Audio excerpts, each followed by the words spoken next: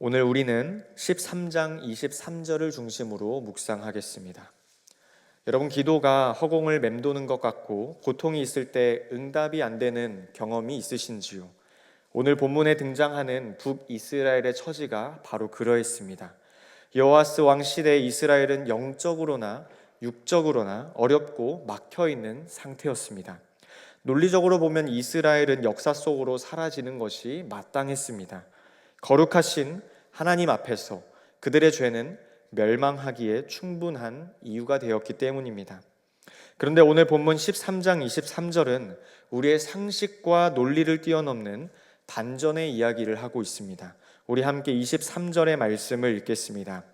여호와께서 아브라함과 이삭과 야곱과 더불어 세우신 언약 때문에 이스라엘에게 은혜를 베풀며 그들을 불쌍히 여기시며 돌보사 멸하기를 즐겨하지 아니하시고 이때까지 자기 앞에서 쫓아내지 아니하셨더라. 여호와께서 이스라엘에게 은혜를 베풀며 불쌍히 여기시며 돌보사 멸하기를 즐기지 아니하셨다는 기록입니다. 도대체 무엇이 하나님의 마음을 돌이키게 했을까요? 그들이 갑자기 거룩해졌기 때문일까요?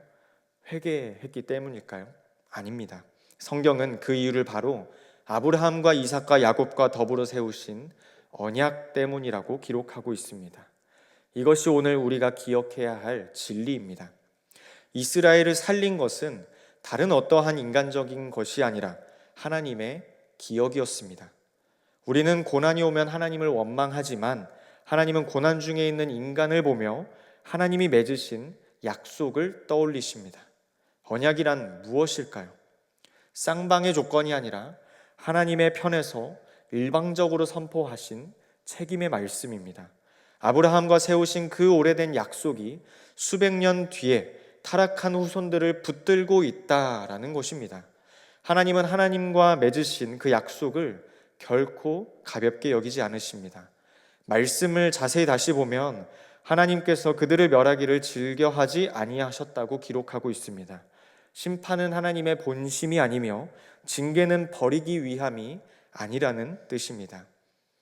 우리 모습을 보면 우리 자신의 연약함에 실망하여서 스스로를 포기하려 할 때가 많습니다.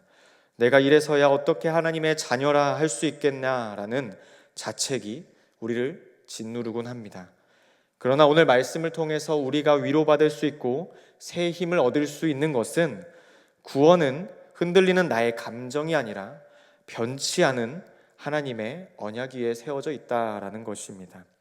마지막으로 23절 본문에 나타난 이때까지라는 단어 속에 담긴 하나님의 인내를 살펴보면 수없이 배신하고 우상을 숭배하던 백성들을 끝까지 참으시는 하나님의 인내와 사랑과 긍휼이 느껴집니다.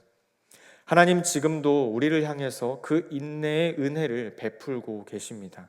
만약 하나님께서 우리의 행위대로만 대하셨더라면 우리는 이미 죽고 심판받았을 것입니다. 그러므로 사랑하는 여러분, 바닥을 보며 절망하지 말고 그 바닥 아래에서 우리를 바치고 있는 하나님의 약속을 볼 수 있는 오늘 하루가 되시길 바랍니다. 세상은 조건이 사라지면 우리를 버리지만 하나님은 조건이 없을 때 오히려 하나님의 약속을 기억하십니다.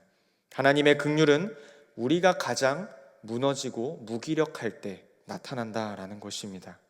오늘 우리를 버티게 하는 힘은 나의 결단이 아니라 하나님의 신실하심입니다. 우리가 하나님을 놓아도 하나님은 결코 우리를 놓지 않으십니다. 그 하나님의 언약의 신실함이 우리를 다시 살게 합니다. 23절에 여러분의 이름, 자녀의 이름을 넣어서 오늘 여러 번 읽고 묵상하시길 바랍니다. 혹여나 여러분이 겪고 계신 관계적인, 경제적인 어려움, 그리고 풀리지 않는 나의 문제와 관계들, 그 속에서 하나님은 하나님께서 나와 세우신 언약 때문에 나에게 은혜를 베풀며 나를 불쌍히 여기시며 돌보사. 하나님이 여러분을 만나주신 그 경험과 우리에게 해주신 약속을 다시 생각하며 그 약속을 통해 위로받고 새 힘을 얻는 저와 여러분의 오늘 하루가 되시기를 간절히 바라고 소망합니다.